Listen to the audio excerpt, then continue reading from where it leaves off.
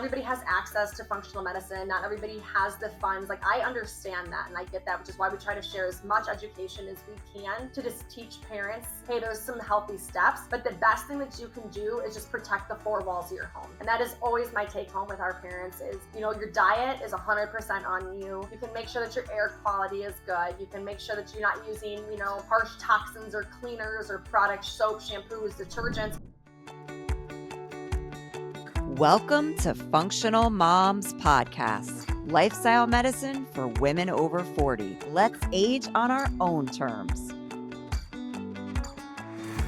This episode is for parents looking for an alternative solution to common childhood ailments like constipation, eczema, chronic ear infections, allergies, anxiety, and more. Prescriptions and over-the-counter medications are routinely prescribed for these conditions, but this is a band-aid approach and doesn't get to the root cause. This episode is also for parents who might be looking for help with nutrition or supplements for their children or teens. Most pediatrician well visits consist of vaccines and growth charts, but nutrition isn't even mentioned, and blood work isn't routinely done either. Our guest is Jessica Pawlicki, a board-certified nurse practitioner credentialed through the American Association Nurse Practitioners. She is trained in functional medicine and an active member of the American Holistic Nurses Association. She is the owner of Well-Rooted Pediatrics, and her passion is empowering parents to find their voice while finding the root cause of their children's symptoms. Jessica, thank you so much for coming on the show today. We absolutely love your Instagram account, Well-Rooted Pediatrics. And for our listeners, you should definitely check this out. You debunk so much information about pediatric care. And so we're really curious, what led you to open the practice?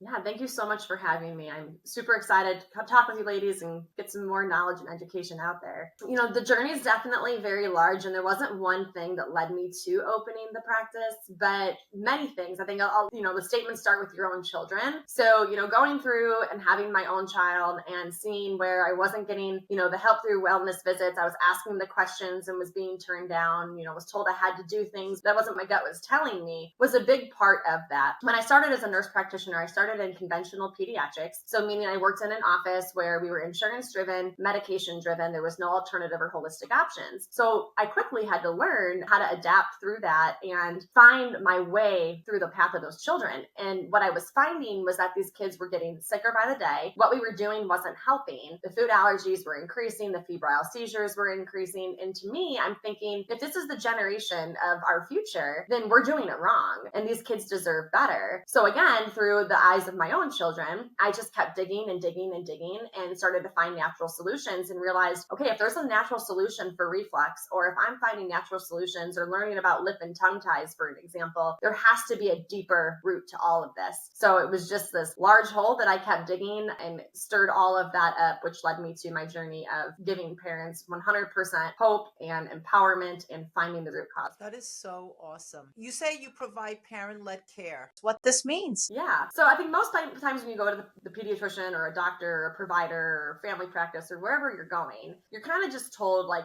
this is what we're going to do, right? Here's your meds, here's this, you're kind of on your way. And there's not much time for discussion or open discussion. Now, part of that is there's not enough time because, these offices have to see a patient every 10 minutes due to taking insurance, and they don't have that time to spend with you, right? But the other side is just also not knowing, because we're also not taught this stuff through your training and your schooling. So for us, we're spending that time through wellness visits, or if it's not our comprehensive functional visits, or even a sick visit, to say, here's my findings, here are my thoughts. How do you feel about that, right? And if there's reservations or if there's questions, we're meeting them in the middle. But also we've developed that relationship where I say, hey, I'm really concerned about X, Y, and Z, and I think that we need an antibiotic, and I really want to follow through with some supplements though to make sure we're not doing too much damage. They trust me in that because they know that I wouldn't do that for my own. And I always tell parents that, and I lead conversations with, I feel strongly about this, and I promise you I wouldn't guide you this way if I wouldn't do it for my own child, but here's why I want to do this.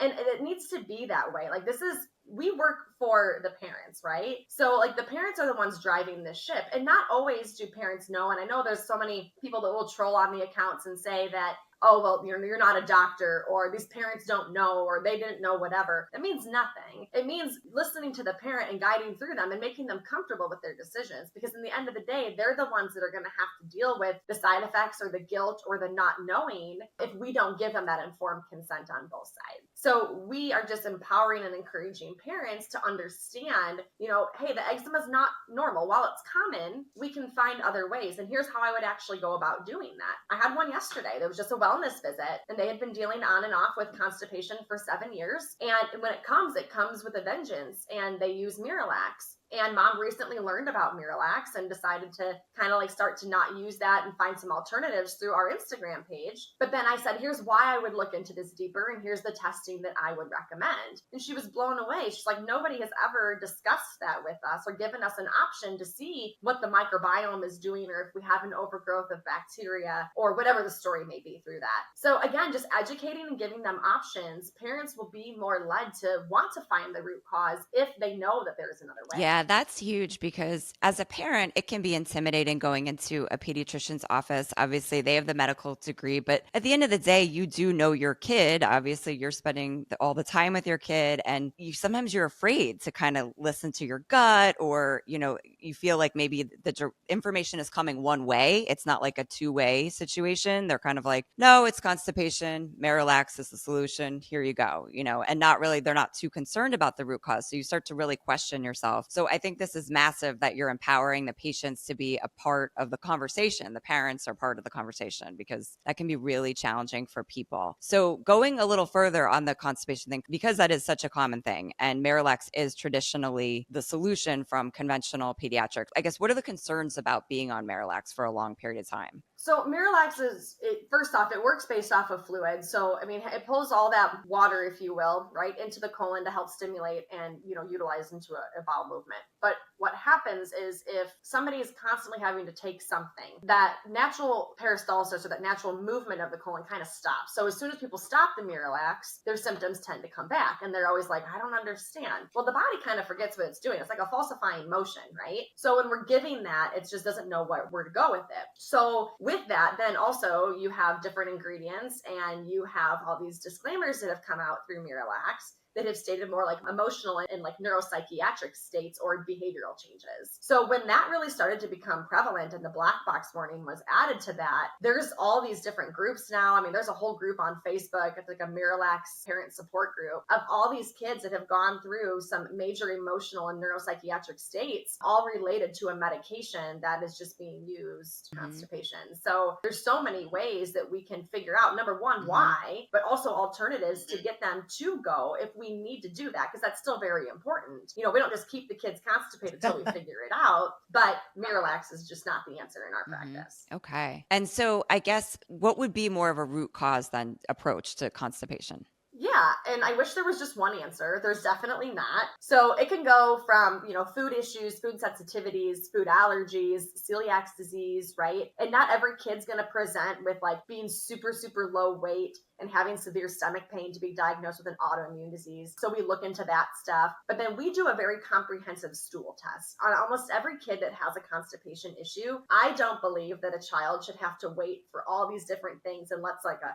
watch and see process, because it just is going to continue to get deeper and cause more inflammation. So we're very like from the beginning, fix it, don't wait. So we do a very comprehensive stool test that gives us 30 pages of what the exact microbiome is doing. So it breaks down the enzymes, it breaks down the pancreatic enzymes, it breaks down what the bile is doing through the gallbladder and that liver channel. And then it kind of guides us through like maldigestion, malabsorption. So we'll see if the fats are high, which then we tend to see these kids that have like maybe some failure to thrive issues, or they're having problems growing. And then we dig into like different viruses and bacterias and parasites, which parasites are goofy because you think about like you have to collect that stool sample, and whatever's collected would have to be that's what's being looked at moment, right? So that doesn't mean that you don't have parasites. It just means it wasn't probably collected in that sample. But sometimes we get lucky and we catch that parasite in that sample and we're able to treat that. Or if there's a lot of them, then it can tend to be passed in every sample. So then when we're able to find an overgrowth of a bacteria, we have so much bacteria, and sometimes people be like, oh, well, we shouldn't have strep or we shouldn't have stat. Like,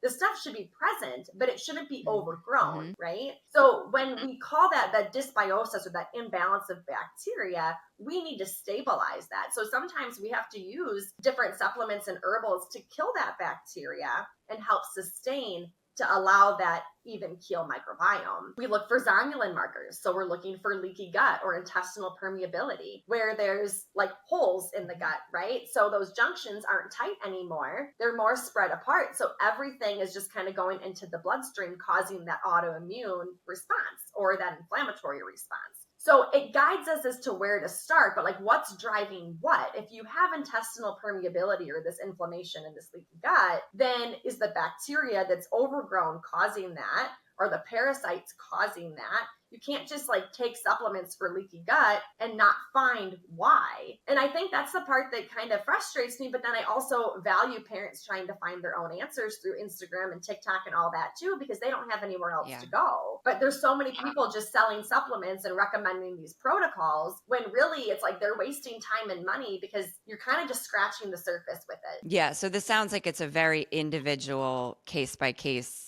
situation. It's not a blanket approach. So you're going to dig deeper with these parents and help them.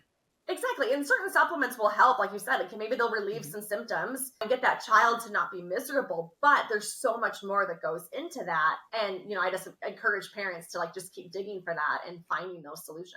I have to ask you about, because you mentioned about the Marilax having the black box warning, that it was causing essentially behavioral issues with kids. Is that what you're saying? And is that because of like the gut brain connection there, or what would be causing that? No, it's due to more like the ingredients, the big ingredients being like more the one that's been studied and kind of maneuvered through that. But you have the right concepts. Sure, anything that comes into the body, and if that gut brain connection is disrupted, it's just a one path highway to the brain. But no, in that particular, it's more the ingredients that are made into that, kind of like singular, same thing. Like the ingredients that are put into that are what have shown to cause like the neuropsychiatric side effects. So not everything has that same effect. Okay. All right. Well, thank you so much for that, clearing up that a little bit on constipation. And we wanted to go through and just kind of debunk some other things that you typically, solution that you normally get when you go to the conventional pediatrics. We wanted to kind of look at some other things here. So chronic ear infections, super common in young kids. Usually the solution is antibiotics. And then a lot of kids, I know in my experience, and I think Raquel too, had a child that kept having repeated ear infections, so repeated rounds of antibiotics. And then the next solution is usually tubes, which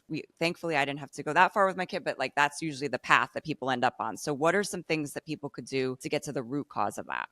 Yeah, again, I wish there was one thing, but there's several, right? So when you look at this, I think that parents need to understand that removing organs like tonsils, adenoids, or gallbladder, or whatever, or having to like throw holes in ears is not the answer. Sure, they may say, we removed tonsils, we never had strep again. We put tubes in the ears, we never had an ear infection, they fell out, life was good. Great, I am so glad that was that easy for you, because that's usually not the case. Right? So again, allergies, seasonal allergy. When you're congested, these kiddos, when you're born, these kids tend to be, they're more nasal breathers, if they're breathing properly, but their eustachian tubes they're just more even, right? And so they haven't dropped and they haven't kind of facilitated that drainage part yet. So a lot of that tends to back up from the sinuses. The frontal sinuses aren't developed yet for several years, and it just kind of tends to pool. So that drainage process needs to be maneuvered. So whether through like chiropractic or finding, if there's environmental allergies that are causing that fluid to build up. Is there a mold exposure? We see this a lot. Moldy homes, moldy churches, moldy schools that can also lead to that mucus production and having that colonization of mold in the nasal cavity, which then can back up through the ears. Again, gut dysbiosis, so an imbalance of gut bacteria, because all of that has to do with the fact that nothing drains then once it hits that stomach, right? Everything kind of starts to back up. But a lot of it's just, putting holes in ears for them to heal and have scar tissue, and then potentially needing another set or whatnot, because they fall out once they're put in, they fall out on their own. So they can fall out a month later, they can fall out years later, or they may have to go in and remove them because they don't fall out. But there's so many times that we'll see where the tympanic membrane is actually like healed over the tube. And now you have to go in and like when they have to cut it out because it's not doing its job anyway. So, for me, it's like, okay, working through all these steps and seeing what's causing that. It could be a diet change. You know how many kids it's as simple as like you have a food sensitivity that's causing you to have an excess of mucus production, and then that's leading to this congestion in the ears. It doesn't have to be your anaphylaxis, your hives. I think so many people think like it can't be a food because they don't show any signs. Yeah, I mean, I have to share with my daughter, I had a similar thing. She was getting the ear infections over and over again. And I was lucky enough to find a functional medicine provider. And once they had me kind of remove the gluten and the dairy, we did add some probiotics for a bit. And then it calmed down her immune system and it stopped. She literally is 13, has never had another ear infection again. And we were literally like one ear infection away from looking at tubes as the solution. So yeah, and that's crazy. I had a patient recently and they were due for tubes that month. She found us and she's like, let's try to give it a shot. She had been on like 6 antibiotics in 18 months, or this little kiddo had, and we haven't had any since. And we did have one little ear infection that we were able to get through with supplements, herbs, and garlic oil, and chiropractic. And she was like, holy cow, to think that we were that close to surgery, right? So sometimes it's simple, hey, let's just remove this. Let's address the allergens. Let's figure that part out. Sometimes we have to dig a little bit more, but knowing that like there is a way and there is an option is something that's huge. But sometimes by the time people find you,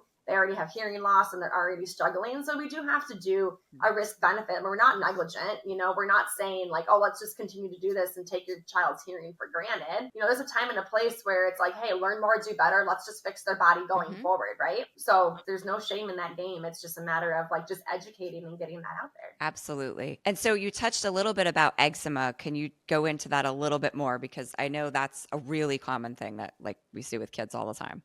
Exactly. It's very, very rare that you see a kiddo that doesn't have a positive zonulin or have that positive marker for intestinal permeability and an eczema child. And like I already explained, like you should have these really tight junctions with a beautiful mucus layer that kind of like is that absorbent for everything that is going through your GI system. But when everything is disrupted, there's no mucus barrier, everything's open. Now you've developed that one way into the bloodstream. And the body is so protective, right? So it doesn't want anything in the bloodstream. So as soon as, food is in there or particles that aren't supposed to be there, it's like, I always say it like tags them, right? And it says like, yep, red flag here, red flag here. So now you've developed an immune response, right? So when we tend to do food testing on these kids, the whole thing lights up like a Christmas tree, and everything that they eat, they're positive for. And parents are like, oh my gosh, why? Think about it. Everything that you're putting putting in their bodies going to their bloodstream, right? So what do we have to do? You have to work. How did it start? It started in the gut. Let's work back. Let's do the comprehensive stool test. Let's maybe reduce some of the inflammatory foods for a little while so that we can reduce the inflammation while we rebuild, but then we gently start to increase again.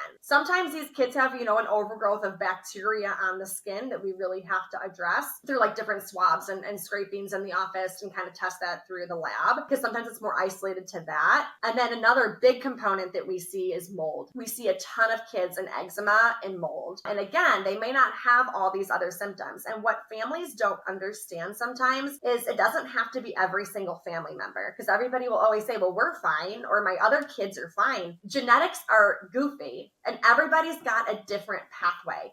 Everybody has a different way that they can detox. Some people have MTHFR, 1 or 2. So it's very complicated. And why one over the other? That was just the weaker link is always how I kind of reference that. And we have to pick them back up. So that skin could be showing you that there's a sign of something. And when parents leave and they go to Florida on vacation and they're in the salt water and they're out of their home for a week and their kids get better, it's a red flag for me. Because if you're out of your home and you're doing better, we need to figure that out. Sure, the sunshine helps, the salt water helps, right? But it's not going to clear everything up in the second. You come back and your symptoms worsen, check your environment out, right? And figure out if your environment's a safe place. But again, multifactorial, and there's a lot of different things that can cause it, which I always try to answer people's questions as much as I can on social media, but like not knowing the whole story, it's like, I'm not withholding the root cause, I promise. It's long conversations in history for us to determine which way we're going to go. We had several rounds of antibiotics, and there's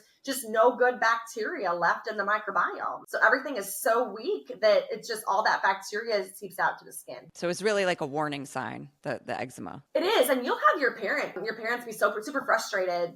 Eczema tends to, in an infant, if it's going to happen, it tends to peak around 4 months. And parents are like, okay, well, I was a home birth or I was a vaginal birth and I had no meds and I had no this and the baby is pure and I don't understand, but like we have eczema, like I do all the right thing. Well, there could be a couple different factors. Like I said, was it a vaginal delivery? Did we have antibiotics? But how was your gut? How was your gut prior to you getting pregnant? Because that inoculation of that microbiome can definitely be disrupted. But also those enzymes and everything are starting to develop in baby, starting around that 4 to 6 month time frame. So that's when we tend to hit that red flag of, I need help. Something's not right, and we start very simple and we try to treat through mom first if she's breastfeeding, or do some powders and stuff, glutamine and, bovine colostrum and whatnot to kind of reseal and put out some of that inflammation. But there could be no external factors. And the fact that like where we came from could also be a factor too. Sure. Yeah, that's something that really blew my mind because I was breastfeeding my third child. For 2 years I breastfed her. She has the worst food allergies ever. And I think it was probably my microbiome. Like, to be honest, I had issues, IBS, leaky gut stuff. And I think I literally passed it on to her. Exactly what happened with my second, because my first was fine. I was good then. And then,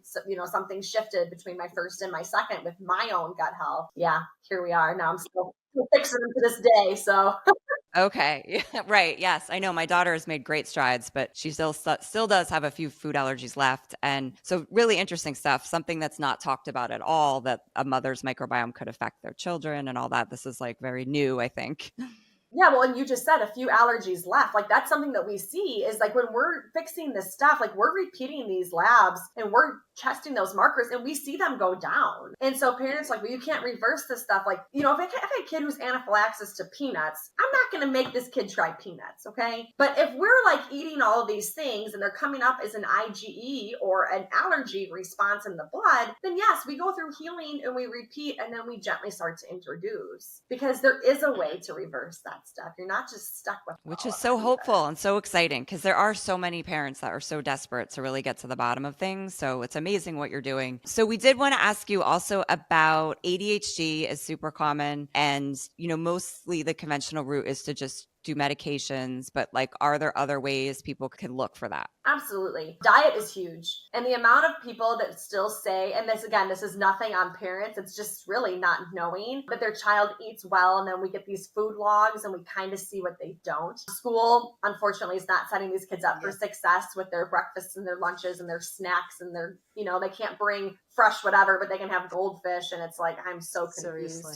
Right? So you expect these kids to sit, 6 hours a day with this type of lack of nutrition, if you will, and these fillers, and it's not going to work. So diet definitely needs to be addressed, and that needs to be addressed on a nationwide really level, does, but yeah. that's neither here nor there. But like starting your kid's day off with a bowl of cereal because you're quick, or even if it's just, homemade whatever with maple syrup, like if that child struggles with the sugar intake, their brain goes through a spike and a crash. You have lost it. Hence why so many of these kids do terrible after lunch or snack. And if you watch that and you kind of coordinate, and we talk to our parents, a lot of the kids, they struggle either A, first thing in the morning, or B, first thing in the afternoon. And those are the classes they tend to struggle with. Now, of course, there's all sorts of different things. Like I said, the inflammation in the gut can be a factor too. And when that's present, there is we already talked about that malabsorption. So with that goes malabsorption of vitamins and minerals. And unfortunately, we're so depleted in minerals due to the soil that's been so tilled and so sprayed and so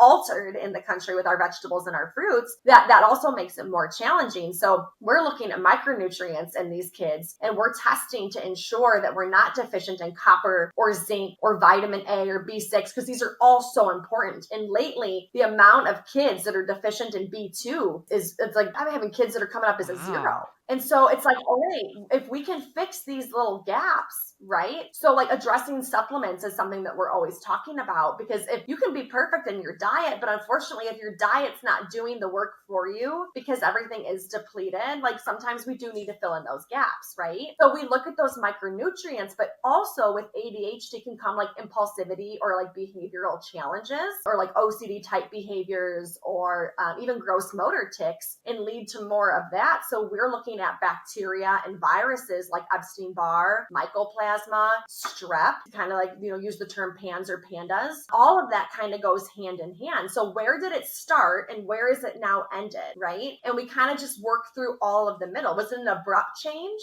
Or has this been something that's kind of been a struggle for a long time? But I can't tell you how many parents, when parents come into us for these challenges, nobody leaves unmet. No one. And I can 100% say that with certainty. And then it's not that they're not getting better and then they're going and getting meds. It's that we're getting resolutions and we're working with plans, or if we have to do IEPs or working with schools to say, hey, here's what we're dealing with. We work through detoxing the liver. We're opening up the detox pathways. Because again, if they're MTHFR positive, they may store 80 to 90% of their toxins and they're only getting rid of 10 to 20. Like that's a lot for a little dude, right? Everybody's like, oh, you shouldn't need a liver detox. Like no one knows, you guys don't know what you're doing. You don't know the importance of a liver. Trust me, we do, right? But like when you're cleaning when you're kind of like washing through that, and the body is just filled with so many toxins that we weren't exposed to as kids, they need a reset.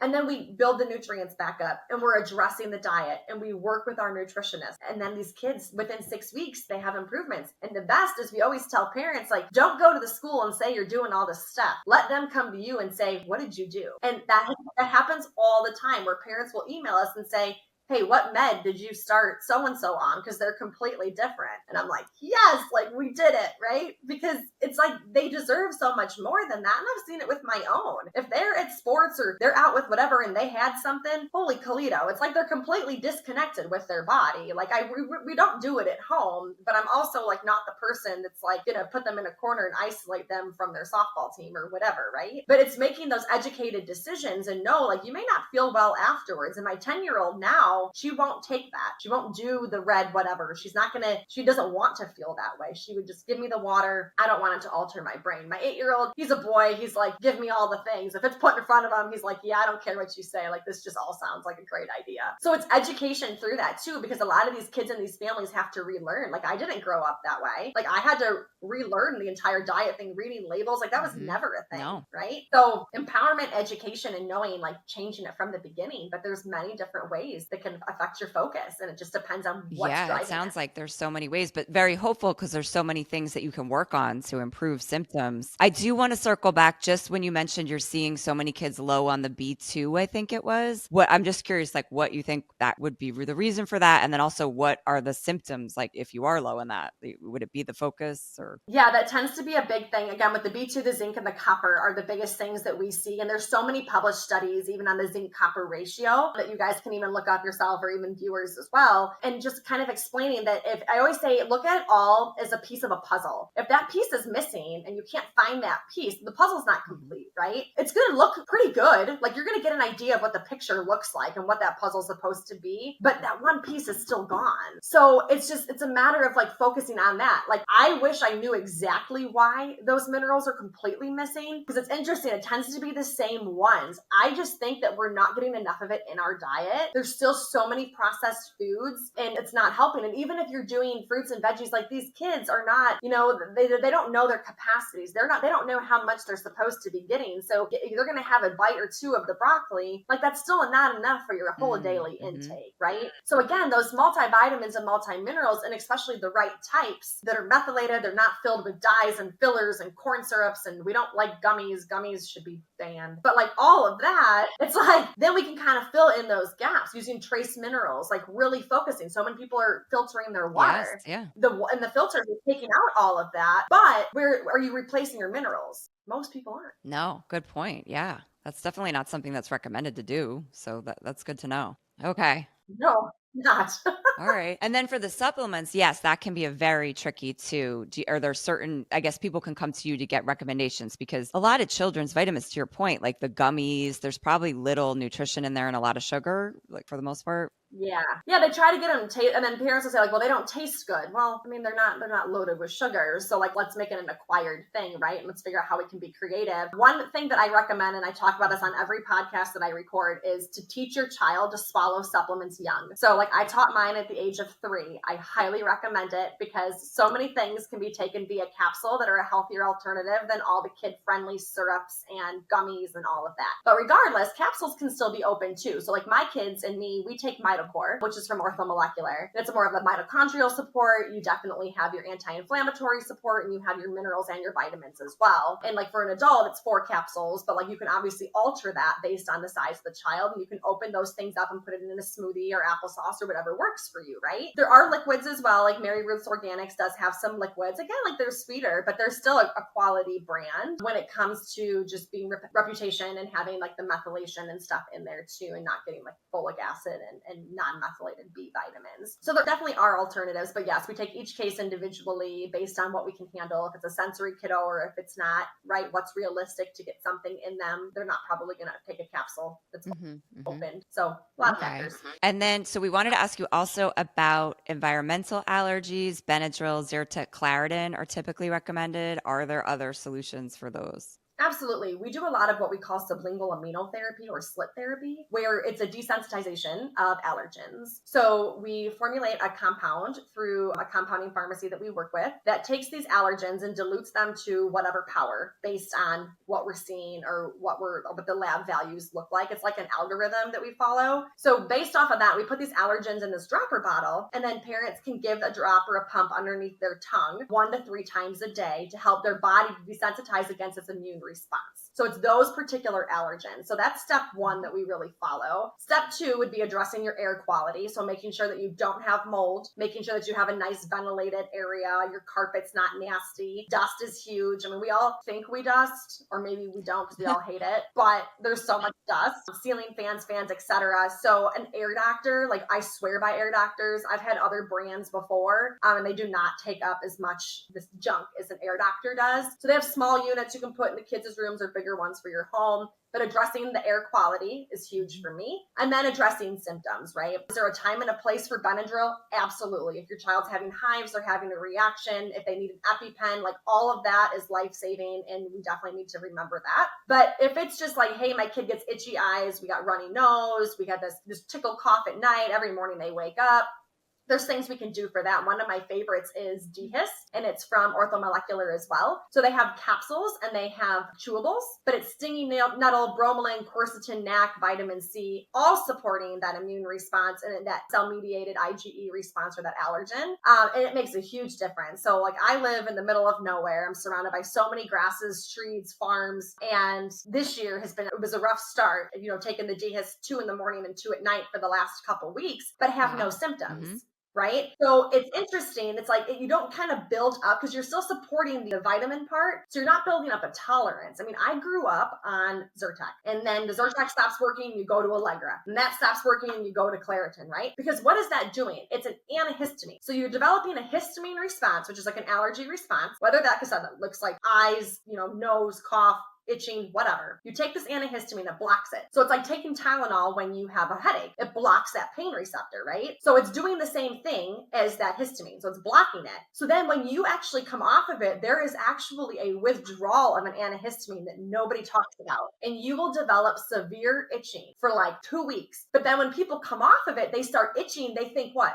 Oh, I still have allergies, right? And they keep taking it. So now people are literally like, oh, I've taken Zyrtec for 4 or 5 years because as soon as I come off, I'm miserable. I was one of those. This was like 10 years ago. So I came off of the Zyrtec. It was 2 weeks. I'm not kidding you. It was itching like crazy. And then all of a sudden one day it just stopped. And my body was like, oh, thank God. So using stuff like that and addressing it, there's different homeopathies. There's Allergy Calm by Borwan. There's a few different ones that really can make a difference. Essential oils can sometimes help too. And then nasal sprays. So again, clearing out those nasal passages and making sure those allergens and that debris is not present. So whether it be the X-Clear Kids nasal spray, there's like Snifflex, which is another supplement. They're all kind of the same. It's more like that herbal pathway through that. So sinus rinses and irrigation can definitely help too. But it's just a matter of where you're dealing. Is it the cat that you're always cuddling in your room at night? or is it the stuff that's blooming outside? Okay, so I'm hearing a lot of different things. So definitely filtering our air in the bedroom or indoors would be huge. The Yeah. DHIST, which is a supplement, would you take that year round or just during your allergy season? No, you just kind of take it when you have symptoms, and it's a pretty quick acting too. So people are like, well, do I have to take it like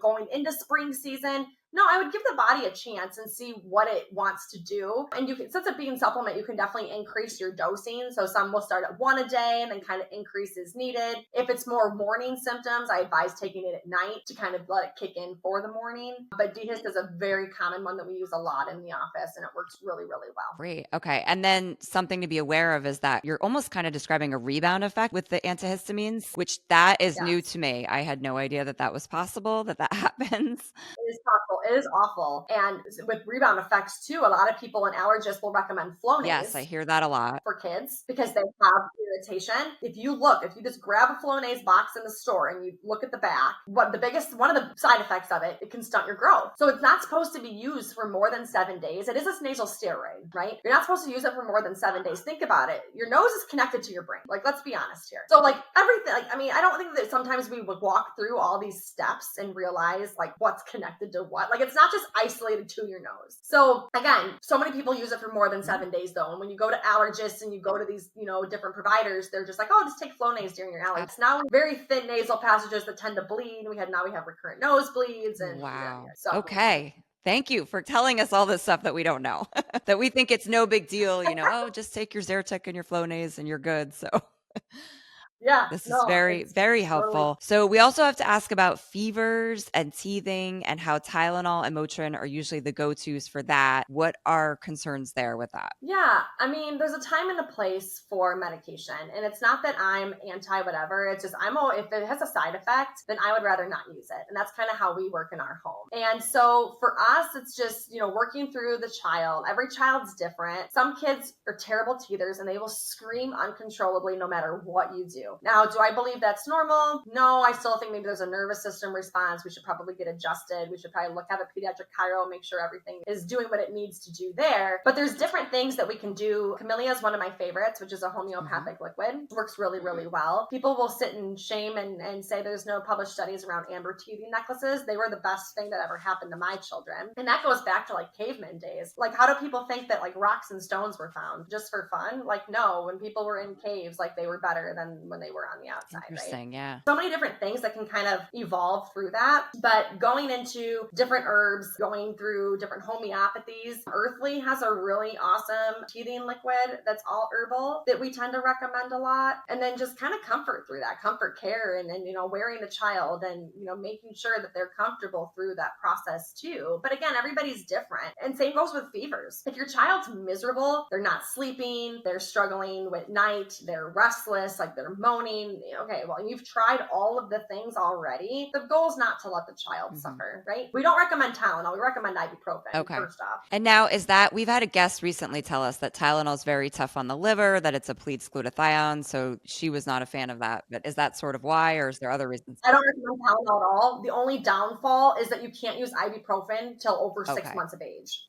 So if you have to use something, that's where I sometimes always feel bad, because it's like, as parents, like if I had a baby 3 months old and they needed these meds, like I would be devastated, like knowing that these side effects exist, but you can't focus on that too long. You got to move on. Like, okay, well then how do we make sure that we don't have side effects from giving, right? Supporting the liver and doing all that. But that's the only biggest thing is like, you keep it on hand. But for fevers, it's like there's different homeopathies as well. Ferrum Phos and Belladonna are two top ones that we recommend a lot. And then doing like apple cider vinegar socks. It's crazy enough. It seems so goofy, and I always feel like it's like witchcraft when we talk about it. But like, it goes back to like, seriously, think about like the days when there was no meds. Like they used herbs, like they crushed their own stuff, like they did the tepid baths, like they did all of these things. But then there was this time where pharmacology just became this huge, influx, and then everything was medication driven. And now we're trying to get back into like the older days of where we were at, because it works. And I had an Amish family come pregnant to me not that long ago, and I always tell them, like, I always tell your story because the kiddo had fevers, and they will like take a washcloth and they wipe their kids down with apple cider vinegar, like their entire bodies when they have a fever. And that is like their remedy on top of like herbs and teas and tinctures and all of that. So for us, like, we just recommend taking like a pair of the child's socks, dousing them in apple cider vinegar, wringing them out, putting them on, and putting a dry pair over the top or a wool pair. And that will bring that fever down. Now, of course, there's always talks of febrile seizures. There's talks of this, there's talks of that. Febrile seizure is an inflammatory response. So it's not indicative of the fever itself. Most of the time, these seizures happen prior to a fever happening. It's like when an illness happens. And then it also can happen if the fever is brought up or brought down way too fast. But again, it's not the fever problem. There's an underlying process that still needs to be investigated as to why we're having those febrile seizures. They're not just considered normal, they're common. They're not normal, right? So I'd say that relevant to that, we don't recommend baths. I don't know if we're kind of one of the out of norm people for that, but I do feel that it brings the temperature down too quickly, and it can exacerbate that neurological response of having a seizure. Think about it. You get out, like, they're chilled. They have the chills now, and they're shivering, and you're trying to bundle them, and the body just can't fluctuate that quickly to the response. So again, many homeopathics, many tinctures, apple cider vinegar socks, but treat the child. How does the apple cider vinegar work? Like, what do you know what mechanism? Like, yeah, it's just a cooling effect. So like, if you ever put it on your skin, you can kind of just feel that. But the properties in the apple cider vinegar and the way that fermentation is happening, like, it actually will pull that heat out through the bottom of the feet. And those socks will literally feel like fire. It's crazy, but it's also pretty cool too. Yeah, that's the first time I've ever heard of this. So that's really cool to know. Yeah. Good info there. Love it. And then I guess we just had one more question about, so introducing grains or rice cereals, super common at 4 months. And I know you said that, I know I did this with my kids because that was what was recommended and I just followed what they said. But what would be like better about waiting until 6 months or so? And do you even want to start with grains? Yeah, great question. So we talk about this a lot on our Instagram page. And, the GI system, or a baby, is very innate and intelligent by design, right? So they were born with this intestinal permeability to take in antibodies, maternal antibodies, breast milk, whatever the story may be. Over time, that intestinal permeability, like that leaky gut, seals back off. And then they're kind of able to start building their own, and their microbiome's healthy enough, and they have the good balance of bacteria. That doesn't happen until about 6 months. So when and that's not, and no one's a book, right? So it may be longer, maybe earlier if they're preemie, if they're not, right? There's all these different factors. So then we're introducing grains, and we tend to just have this huge inflammatory response. And not everybody, right? But it can definitely lead to more allergies and asthma and eczema later on in life, which are like triangle triad of like those three things tend to go together. So with that, it's just avoiding the grains. You need to have a proper amount of digestive enzymes to break down grains. Now, the question yesterday from my mom was like, why do you think grains are just such a thing in this? Like, why is grains now this big hype in this country? Well, everything is so heavily sprayed and taken down, which is why European countries and Italy and people like with celiac disease can go there and eat pasta sometimes and feel 100% fine because they are not altering the way that our products are here. Anywho, but the inflammation's already there. So we don't actually recommend grains till the age of 1. Okay. And that's because we want that microbiome to be nice and strong. Those digestive enzymes are not fully developed until their 1-year molars are in. So, some kids don't get their molars at 1, right? Sometimes it's 15 months, sometimes it's earlier, but everybody's different. And we tend to see the healthiest of kiddos. We recommend baby-led weaning. We're giving them textures from the beginning. We don't recommend purees. And we're teaching them like just that balance of food, getting that palate nice and used to all the different types of food so that we can have that nice balance. Okay. So yeah, that's definitely a different approach, but that makes a lot of sense. I never thought about the development of the teeth and maybe that's when they're ready for certain foods. Like I never thought about that before. That's really interesting. Yeah. And it's just how it triggers the release of the finishing, like just the enzymes in the digestive system. Our teeth are definitely needed to help break stuff down too. Hence why they say you have to chew X amount of times, which nobody in the world does. But it's just that correlation with that. So it's not that the teeth are, it's just that's what it triggers, just that release of those enzymes too, and is that process. And as I always tell parents, like when you start feeding your baby solids and people are like, oh my gosh, the food looks the same as it went in as it came out. That shows, and then over time it doesn't, right? That shows you the process of those enzymes kicking in and developing throughout the GI system and how important that those teeth and everything are in that perfect process. sense. Well, so being mindful of our time today, Jessica, we wanted to ask you what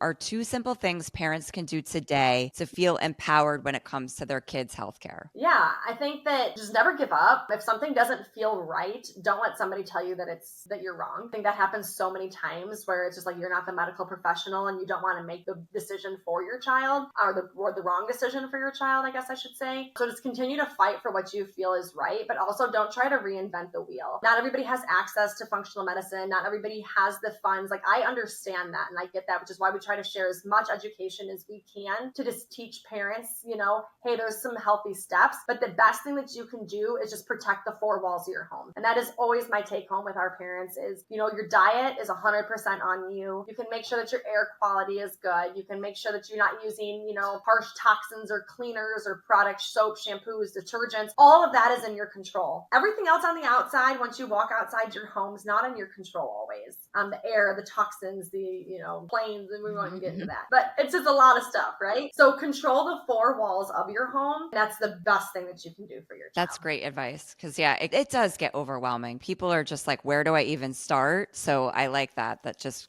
focus on what you can do in your own home and then what's out there when they go to the birthday party and there's goldfish and Gatorade and all that stuff. What can, you try your best. And have those conversations, but educate them, teach them to read a label, let them know what's in that stuff. Like, do you want to make this decision or not? Like, hey, you can have one thing this weekend. Is this what you want it to be? Or do you want to have something when we go to the barbecue later? Right. And like, it's okay to that because it's like, the food will feed the disease. Like, we need to really empower these kids so that when they're older, they understand why, not just, you can't have that. We don't do dyes. Teach them why. They deserve to know. And they do understand. You would be shocked. Yeah. No, I've seen that with my own kids that they really do get it and it makes a difference. And even if now they're teens, sometimes they don't make the best choice, but they still know, how this affects them and how they feel after having it. So, yep. So you can connect with Jessica on Instagram at Well-Rooted Pediatrics or visit her website at wellrootedpediatrics.com. Thank you so much. Thank you so much, Jessica. This was so inspiring. The information provided in this podcast is for informational purposes only and is not intended for the purpose of diagnosing, curing, treating, or preventing any disease. We are functional medicine certified health coaches and not licensed medical professionals. The opinions and advice of guests are their own and also not considered to be medical advice. Always consult with a healthcare professional when making any healthy lifestyle changes. We would love to hear from you. Please leave a comment or review. Email us at info@functionalmoms.com. If you enjoyed this episode, please hit the subscribe button.